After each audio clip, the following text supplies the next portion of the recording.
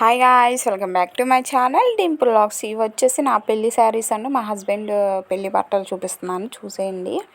ఇవి నేను every year మా వెడ్డింగ్ యానివర్సరీ అప్పుడే బయటికి తీస్తాను. ఈరోజు వీడియో తీసుకుంటున్నాను, అవి మీకు చూపిద్దామనేసి ఇవన్నీ వీడియో తీసుకున్నాను.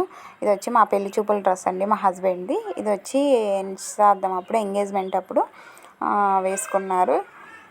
ఫస్ట్ ఈ పక్కనున్న ఇది తీసుకున్నారు ఎంగేజ్మెంట్కి, కానీ మా డాడీకి నచ్చలేదని మెరూన్ షర్ట్ తీసుకొచ్చారు అప్పటికప్పుడు. ఈ డ్రెస్ వచ్చేసి పెళ్ళికి తను వచ్చేటప్పుడు, మా ఇంటికి వచ్చేటప్పుడు వేసుకున్న డ్రెస్.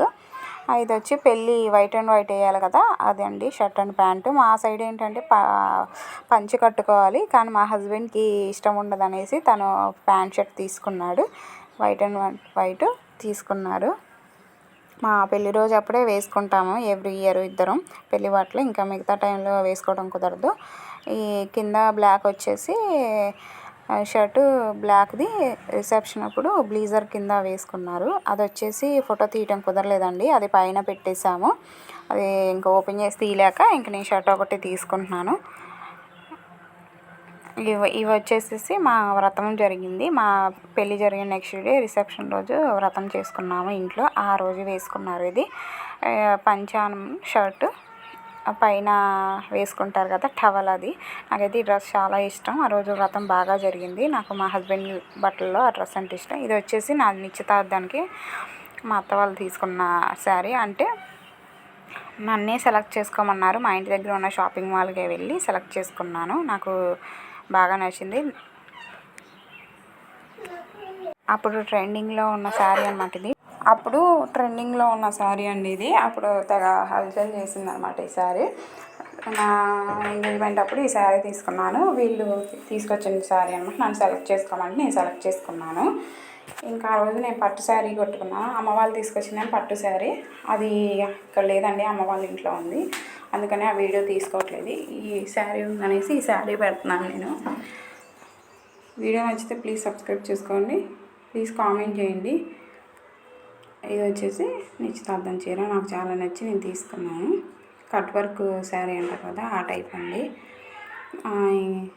ఇది వచ్చేసి పెళ్ళి రోజు ఇంటి దగ్గర నుంచి టెంపుల్కి వెళ్తున్నాను, అక్కడికి కట్టుకున్నాను ఈ శారీ.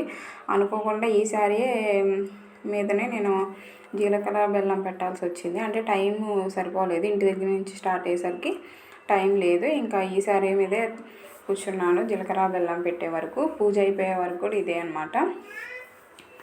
ఇంకా 12,000 పెట్టి పట్టు శారీ కొన్నాను, కానీ కట్టుకోవడం కుదరలేదండి పెళ్ళిలో. నాకు అదే బాధ ఇప్పటికి కూడా. అంత కాస్ట్ పెట్టి కొనుక్కున్నాను, చాలా ఇష్టపడి కొనుక్కున్నాను ఆ శారీ, కానీ పెళ్ళికి కట్టుకోవడం కుదరలేదనేసి బాధపడ్డాను. ఈ శారీ అయినా కూడా బాగానే అనిపించింది, ఫొటోస్లో చాలా బాగుంది. కానీ ఏదో బాధ, ఆ శారీ కట్టుకోలేకపోయాను. పెళ్ళిలో కట్టుకోకుండా రిసెప్షన్కి అయిపోయింది ఆ శారీ అనుకోకుండా. ఇది వచ్చి పెళ్ళి తలంబరాల చీర. ఇది చాలా సింపుల్గానే తీసుకున్నాను. మా ఫ్రెండ్ మ్యారేజ్లో చూసి తను కట్టుకోవడం చూసి నేను ఈ శారీ తీసుకున్నాను. గోల్డ్ అండ్ రెడ్ కాంబినేషన్లో వచ్చింది ఈ శారీ. ఎక్కువగా కట్టుకోవడం కుదరదు కదా అనేసి నేను తీసుకున్నాను. ఇది 5,000 పడింది అప్పట్లో.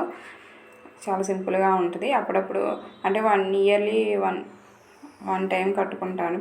మా పెళ్లి రోజు అప్పుడే తీసి కట్టుకుంటాను ఈ శారీ. నేను పూజ చేసేసుకొని తర్వాత వేరే శారీ కట్టుకుంటాను.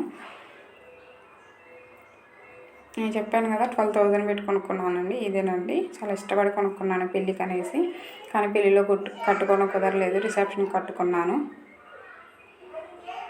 వర్క్ వచ్చేసి ఇలా బయట అమ్ముతున్నారు, అప్పుడు వెడ్డింగ్ అప్పుడే బయట తీసుకున్నాను. మగ్గం వర్క్ అప్పుడు అంత ట్రెండింగ్ కాదు. ఇంకా శారీ వచ్చేసి నేను ఇష్టపడి కొనుక్కున్నాను, బ్లూ శారీ, రాయల్ బ్లూ. కానీ రిసెప్షన్కి అయిపోయింది ఈ శారీ వచ్చేసి.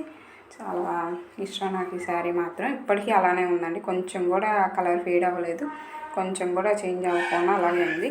వీడియో నచ్చితే ప్లీజ్ సబ్స్క్రైబ్ చేసుకోండి. Thank you for watching. Bye bye.